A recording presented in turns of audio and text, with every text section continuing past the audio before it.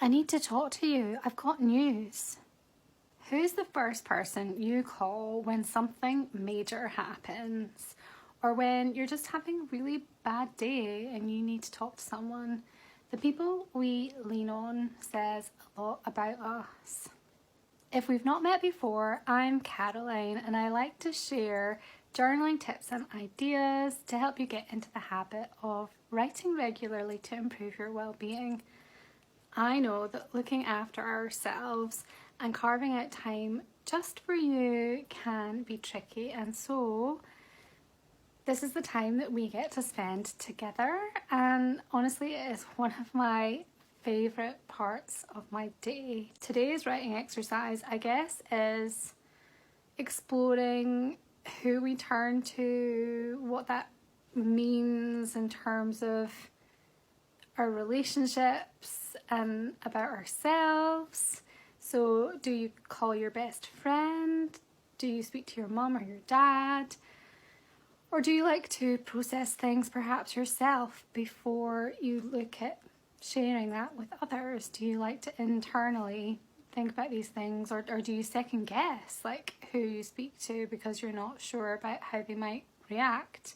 You can grab a pen, paper, book if you have one, and yeah, let's get started. Who do you talk to when you're dealing with a problem? Who do you tell first when you get good news? What does who you reach out to reveal about yourself?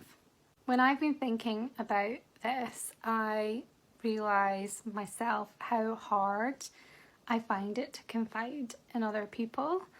My family history is a bit of a complicated mess, and I do think trauma changes how you bond with other people. It definitely makes it more difficult, and I have this kind of held belief that I need to be self-reliant and I have to look after myself.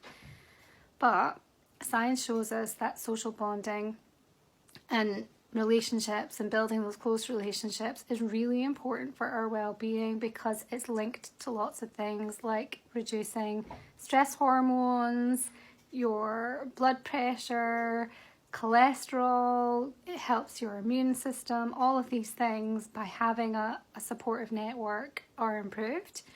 So that's why it is really important to think about your relationships and think about who do you turn to in these good times and bad times, and how do you nurture those relationships. So if you're struggling to share with others like I do, know that you are not alone. I'm hoping that by writing down how I'm feeling today and maybe thinking about some strategies about how I could open up more would be helpful for me. So maybe you could try that too. I think writing things down in words can make it a lot easier to think about what you might actually say, and that's a safe first step for me. And then we can see where I go from there. I hope that helps, and I hope you have a beautiful day. As always, I will be back tomorrow for some more journaling.